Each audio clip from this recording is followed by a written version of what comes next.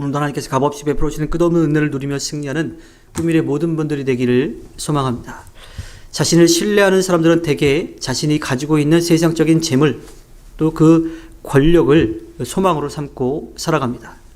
많은 재물을 소유하지 못한 사람들도 역시 많은 재물과 또 그 명예를 그 권세를 얻고 싶어 하죠.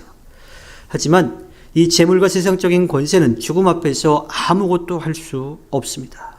오직 하나님만이 우리를 살리실 수 있는 분이십니다. 사람들은 대부분 자신이 맞고 다른 사람들은 틀렸다라고 그렇게 생각을 해요. 내가 하면 일이 잘 되고 다른 사람이 하면 그 일이 잘 안 됐다라고 그렇게 생각합니다. 이렇게 자기만 바라보는 사람은 어리석음의 웅덩이에 빠지게 될 수밖에 없지요. 우리는 하나님이 보시기에 부족한 존재입니다.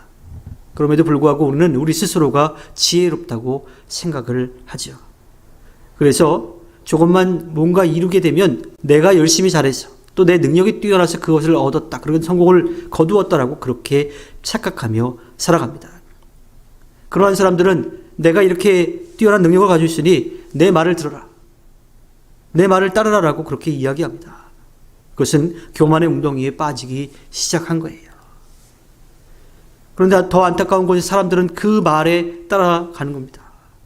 그것이 맞다라고 생각해서 거기를 따라가려고 그렇게 이야기를 해요. 그러나 시인은 분명하게 13절에서 이야기하죠. 이것이 자신을 믿는 어리석은 자들과 그들의 말을 기뻐하며 따르는 자들의 운명이다. 그 운명은 시올로 내려간다라고 하는 거예요. 심판의 자리, 영원한 형벌의 자리, 그 지옥으로 내려간다라고, 멸망이라고 분명하게 이야기합니다. 자기의 그 교만의 웅덩이에 빠진 사람은요, 하나님을 바라볼 수가 없어요. 왜냐하면 내가 이루었다고 생각하니까 하나님은 전혀 생각지도 못하는 거죠. 그러한 사람들은 교만한 사람이고 그 교만은 결국 멸망으로 가는 길을 걷고 있는 겁니다. 우리가 잘 아는 것 같아도, 우리가 모든 것을 할 수 있는 것 같아도 우리가 그 일을 할 수 있도록 도우시는 분은, 그 능력을 주시는 분은 하나님이시. 우리가 분명하게 기억해야 될 것은 하나님이 싫어하시는 것, 그 중에 가장 큰 것이 뭐냐면 바로 교만이라고 하는 거예요. 이건 단순히 나를 드러내려고 하는, 내가 뭐 했다라고 하는 것을 나타내기 위한 그러한 수준이 아니라 하나님이 계시지 않고 내가 했다라고 하는 그러한 교만이라고 하는 거죠.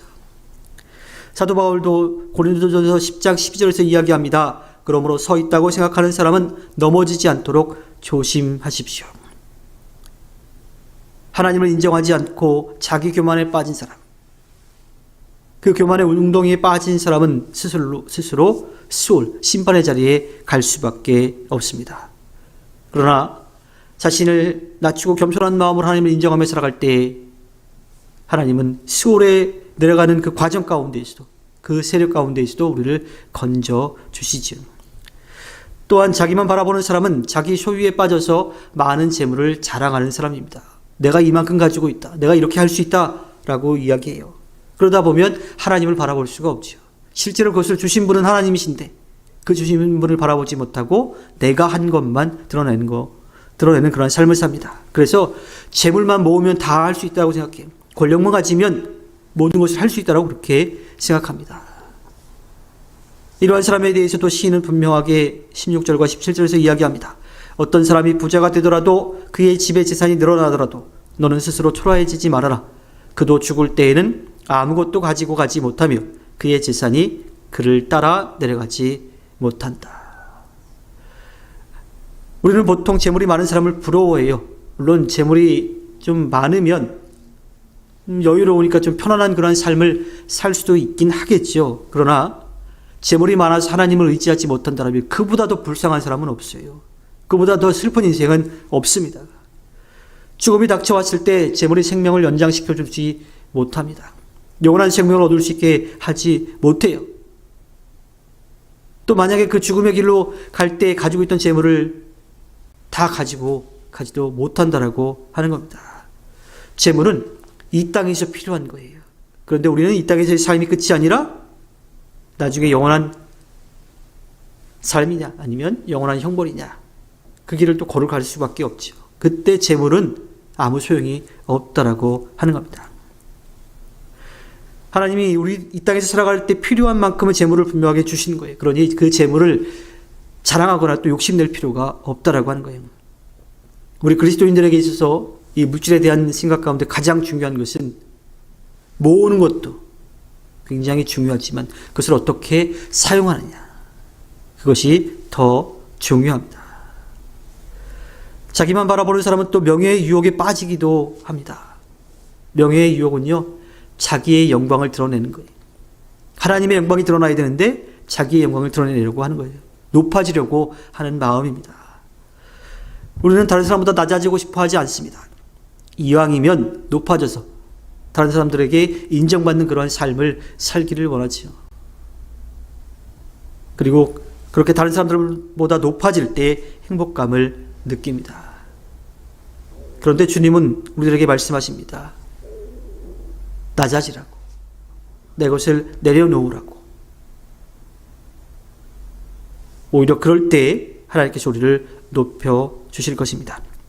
시인은 자기 영광에 빠진 사람들이 비록 자기를 축하하며 스스로 좋게 함으로 다른 사람들에게 칭찬을 받을지라도 결국 영원한 빛을 보지 못할 거라고 이야기합니다. 아무리 많은 재물과 명예를 가졌다 하더라도 결국 하나님 앞에서는 우리는 연약한 존재일 뿐이지요. 그래서 하나님은 예레미야 9장 23절 24절에서 말씀하십니다. 나 주가 말한다. 지혜 있는 사람은 자기의 지혜를 자랑하지 말아라. 용사는 자기의 힘을 자랑하지 말아라. 부자는 자기의 재산을 자랑하지 말아라. 오직 자랑하고 싶은 사람은 이것을 자랑하여라. 나를 아는 것과 나 주가 긍휼과 공평과 공의를 세상에 실현하는 하나님인 것과 내가 이런 일을 하기를 좋아한다는 것을 깨달아 알만한 지혜를 가지게 되었음을 자랑하여라. 나 주의 말이다.